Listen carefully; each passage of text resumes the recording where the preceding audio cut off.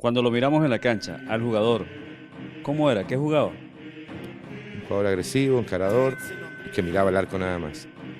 No tenía pausa, no sabía lo que era pausa, no existía para mí pausa. Era agachar la cabeza y encarar, o cuando no tenían la pelota, saber que William Méndez o Lauriano me lo iban a poner ahí para que yo definiera.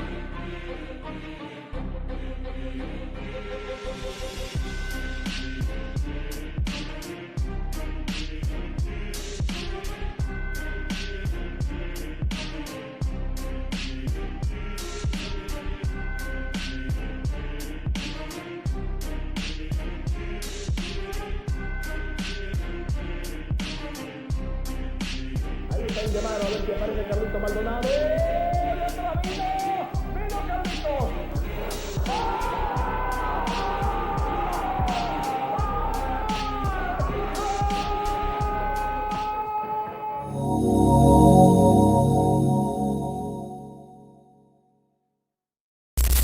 Carlos Fabián Maldonado nace en Montevideo, Uruguay. Hijo de una familia trabajadora, llega a Venezuela junto a su madre con tan solo 6 años de edad. Se establecen en Caracas y empezaría jugando en torneos colegiales donde destacaría de gran manera al punto de ser becado. Pero sería descubierto por el Deportivo Portugués, club de Caracas fundado por inmigrantes portugueses. Aquí un pequeño apartado. El Club Deportivo Portugués fue un club creado en Caracas a principios de los 50. Era el primer equipo profesional que representaba a la comunidad portuguesa en Venezuela y tuvo mucho apoyo y éxito durante los 50s y 60s. Pero decaería posteriormente por la falta de renovación en la directiva, más la pérdida de apoyo de patrocinadores y aficionados, desapareciendo finalmente a mediados de los 80s. Aquí su ascenso sería rápido, debutando prematuramente con solo 15 años. Era una de las promesas del club junto a Ever Márquez, pero él mismo contaría que no se sentía del todo profesional a pesar de ello. El club estaba atravesando por una etapa complicada con problemas económicos de por medio, al punto de que este llegó a tener un trabajo aparte durante este tiempo para poder mantenerse. La verdad no conseguí estadísticas o registros de esa época, pero como dato curioso, en su último año, en 1981, durante una pretemporada se enfrentarían contra el Real Valladolid de España, y bueno, el Valladolid les pasaría por encima, pero él marcaría el único gol del equipo teniendo unos 17 años. El entrenador uruguayo Walter Catarroque, que lo venía siguiendo, aprovechó de traerlo a un nuevo proyecto que traía entre manos. Con 19 años llegaría al Atlético San Cristóbal, junto a Pedro Febles, que venía del Deportivo Galicia. Ambos conformarían un tridente letal junto a Gaby Barreiro. Ganarían el campeonato de 1982 con el equipo y en 1983 sería fundamental en la histórica edición donde llegarían a semifinales de la Copa Libertadores. Luego de este año recibiría una oferta del otro equipo de la ciudad, el Deportivo Táchira. Y como dato curioso, este contaría que uno de los motivos que lo haría decidirse o que le llamaba la atención directamente eran los colores del equipo, que le recordaban a Peñarol de Uruguay. Aquí se encontraría con dos jugadores con los que haría historia, William Méndez, quizás su mejor socio dentro del campo, y Laureano Jaimes. Ganaría el campeonato de 1984 siendo figura del equipo, y en la temporada siguiente jugaría la Copa Libertadores donde marcaría 2 goles y debutaría oficialmente con la selección de Venezuela en las eliminatorias contra Argentina. Y digo oficialmente ya que había jugado con la selección un par de años antes en algunos amistosos no oficiales. En estas eliminatorias jugaría 2 partidos arrancando de titular y los demás partidos desde el banco. Me gustaría aclarar que en este tiempo el formato de eliminatorias no era igual al actual, no jugaban todos contra todos, sino que se conformaban pequeños grupos y las selecciones dentro de estos grupos jugaban entre ellas idas y vueltas. A Venezuela le tocaría con Argentina, Colombia y Perú. Este año también sería convocado a la Copa América de Argentina, pero no jugaría. Aquí también hay que aclarar que el formato era diferente, la selección solo jugaría 2 partidos contra Brasil y Chile. En 1986 el Deportivo Táchira y el Atlético San Cristóbal se fusionarían creando el Unión Atlético Táchira. Esto ocurrió ya que ambos equipos estaban pasando por problemas económicos y se pondrían de acuerdo para así mantener un equipo que representara a la ciudad de forma competitiva. Y lo lograrían ya que ganarían el campeonato de 1986. Aquí llegaría un gran momento para él, la Copa Libertadores de 1987. Siendo la figura especialmente en el duelo contra Independiente de Argentina, donde figuraría tanto en la ida como en la vuelta, marcando un golazo en la victoria de su equipo en San Cristóbal y luego en la vuelta donde perderían, pero él con diferencia sería el mejor del Táchira, mostrando mucha personalidad. Esta actuación llamaría la atención del Deportivo Armenio, club recién ascendido a la primera división de Argentina, que lo ficharía junto al portero Daniel Frankovic, y bueno, aquí iniciaría de menos a más, cerrando una gran segunda mitad de torneo. A pesar de esto no se sentía cómodo con el equipo y a pesar de tener ofertas del Vélez Sarsfield y Banfield, toma la decisión de volver a Venezuela con el Táchira. Primero porque llegué a Armenio, un equipo que estaba en primera, pero que todo el mundo estaba pendiente de lo que sucedía en segunda. Terminaban los partidos y íbamos a cenar y todo el mundo pendiente cómo quedó Tigres, cómo quedó Colón, o sea, los equipos de segunda división, un equipo que estaba en primera pero que pensaba en segunda.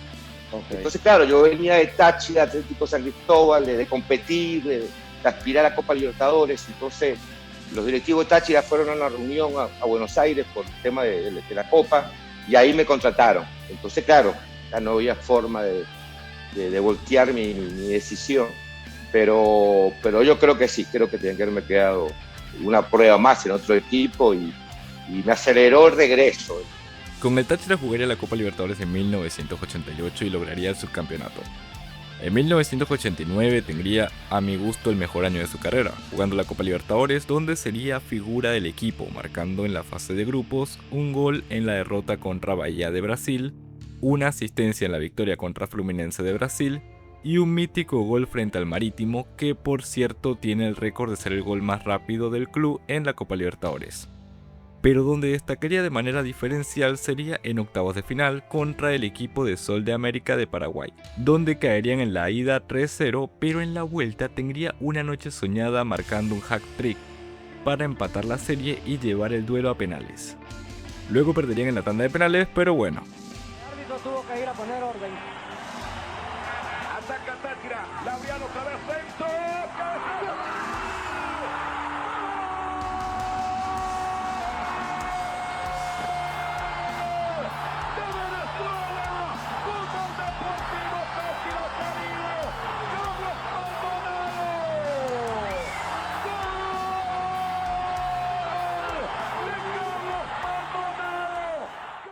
En este año también con la selección brillaría y se consolidaría, marcando 4 goles en la Copa América de 1989 en Brasil.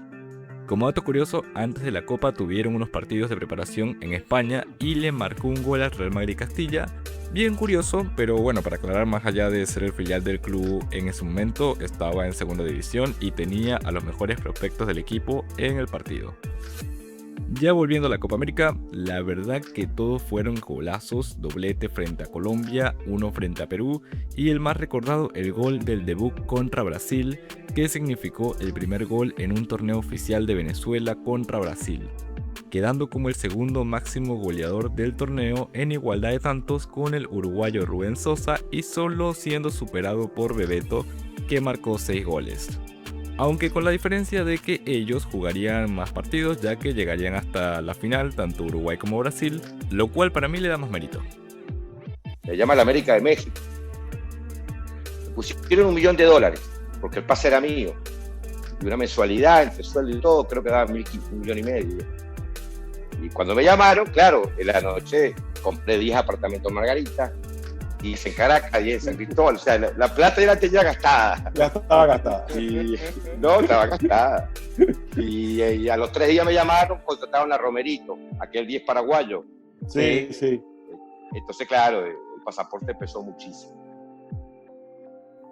Y me gustaría acotar un detalle, quizás muchos tengan la percepción de que era un 9 de área o un delantero en sí, pero no, en realidad su posición era la de volante, solo que este solía arrancar desde el mediocampo y terminaba posicionándose como una especie de segunda punta y gracias a su gran capacidad de definición muchas veces se convertía en una especie de falso 9 que sorprendía cada tanto.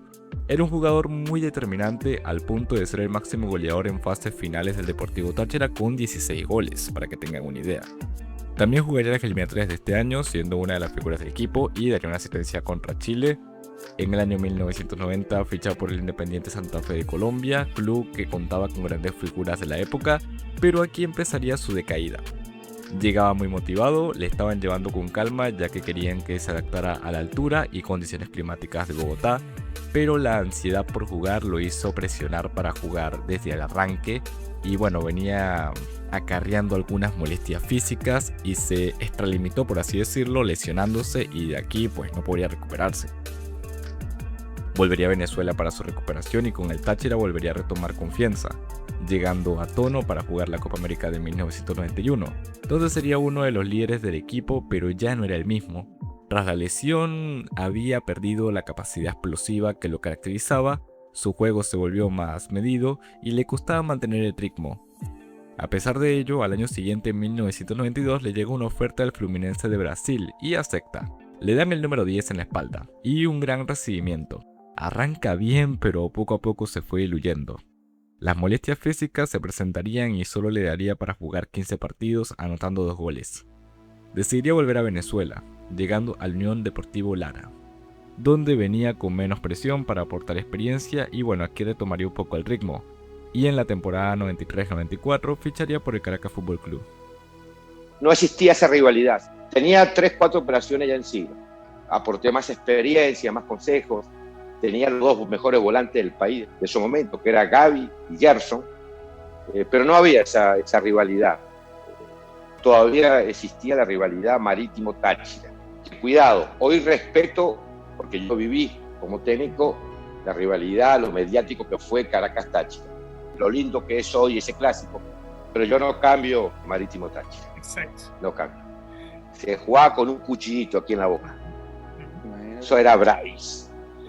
Carlos, esa rivalidad llegó a la Libertadores y era una rivalidad sensacional. Es más, me acuerdo un partido que tú le haces un gol en los 10 segundos, saca Marítimo, le robas la pelota a Franco Rizzi y terminas marcando. Sí, ellos en el torneo nos pegaban, como se permitía, te mataban a patada, pero en Copa no los comíamos vivos. En Copa sí les pegábamos nosotros.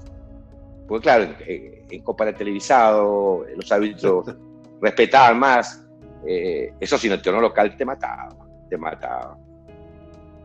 Este tenía un hermano, Saúl Maldonado, quien también era jugador, pero él sí estaría más tiempo en Uruguay, hasta que este lo convenció de venir a Venezuela en busca de oportunidades, y bueno, este jugaría primero con el Deportivo Portugués, luego con el Marítimo y finalmente con el Caracas, donde bueno, se convertiría en un referente del equipo y hasta se consideraría que un ídolo.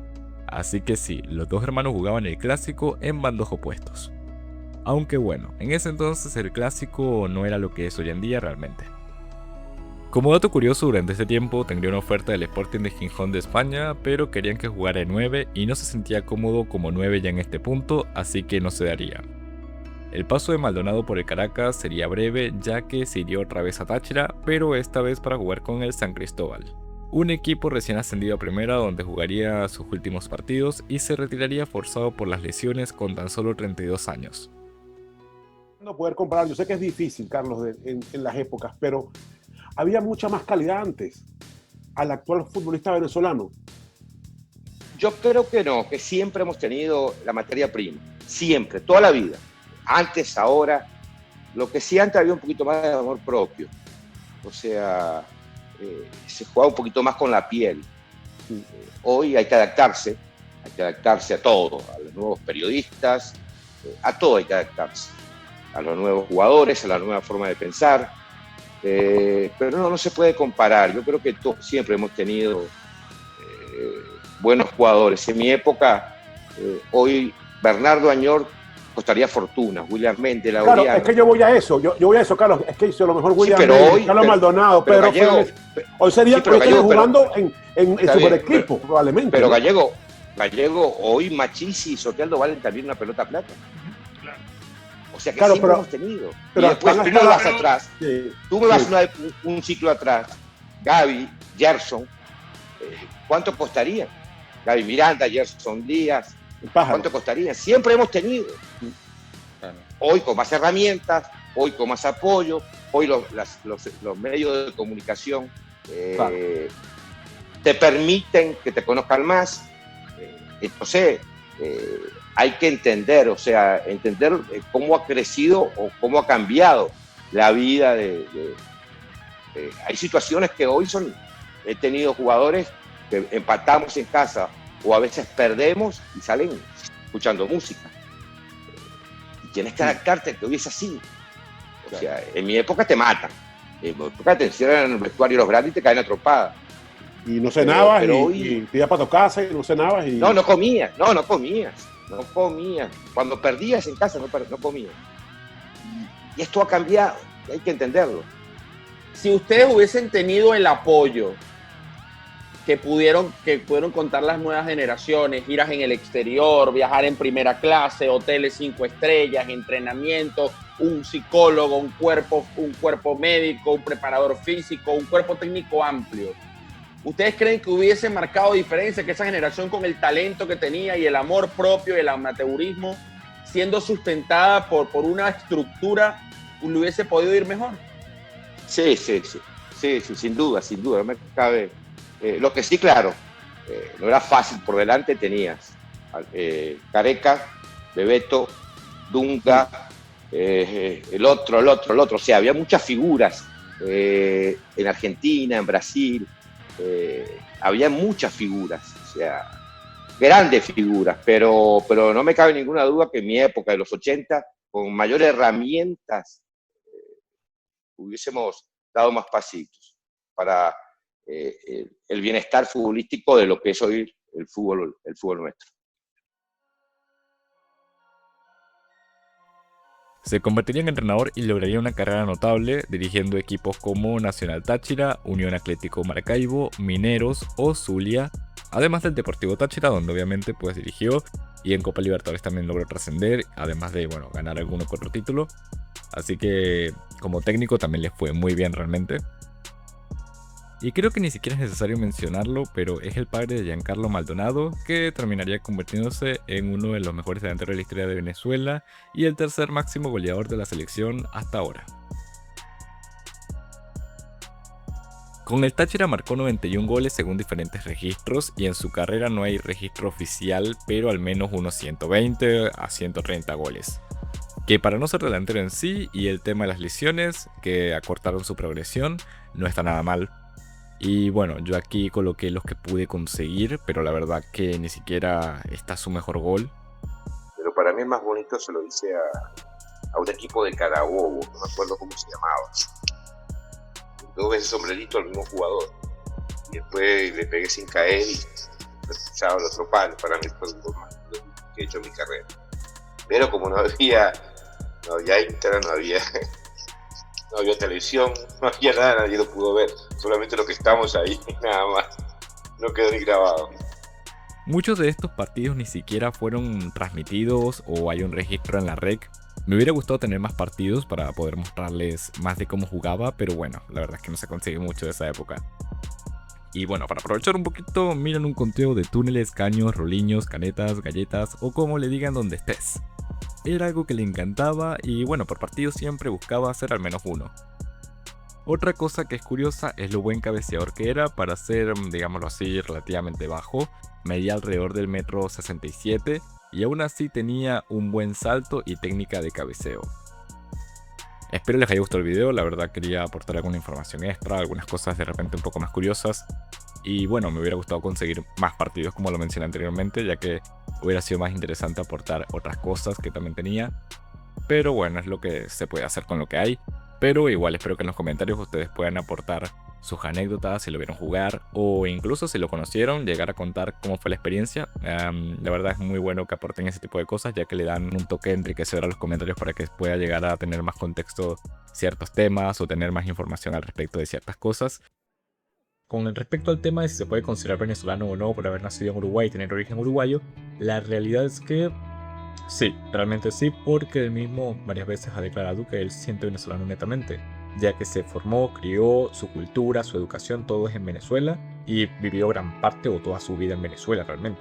Fuera de las pequeñas partes en las que estuvo fuera del país, ha vivido toda su vida en Venezuela hasta ahorita que ya se retiró y pues se fue a vivir a España, si no me equivoco. Pues está muy agradecido con el país y todo lo que le dio. E incluso hay una anécdota de él bastante curiosa, que es que en Argentina le molestaba que sus compañeros le llamaran uruguayo en vez de venezolano. Y aclaro, no es que no esté orgulloso de sus raíces uruguayas, él está muy orgulloso de sus raíces uruguayas y lo ha aclarado muchas veces, que le encanta Uruguay, pero simplemente él culturalmente se considera venezolano porque toda su crianza, formación y todo lo que digamos fue como jugador y persona, pues es en Venezuela, incluyendo su familia, su esposa es venezolana, sus hijos son venezolanos. La verdad es que más allá de nacer en Uruguay y haber estado un breve tiempo ahí, toda su vida la llevó en Venezuela, así que para mí es mucho más venezolano que muchos que nacen en Venezuela, pero luego se van muy pequeños y luego no vuelven más nunca, no te hablan ni el español, no sienten para nada el país, incluso terminan jugando para otros países y hacer otras cosas. Y la verdad, para mí es mucho más venezolano que esas personas realmente. Además de que vivió mucho más tiempo en Venezuela de lo que muchos en la actualidad de los que estarán viendo este video han vivido en Venezuela. Y bueno, ya sin más que decir, yo me despido. No olviden comentar en la caja de comentarios sus opiniones o sugerencias, suscribirse si no lo están, darle me gusta si les gustó el video, y sin más que decir, hasta la próxima.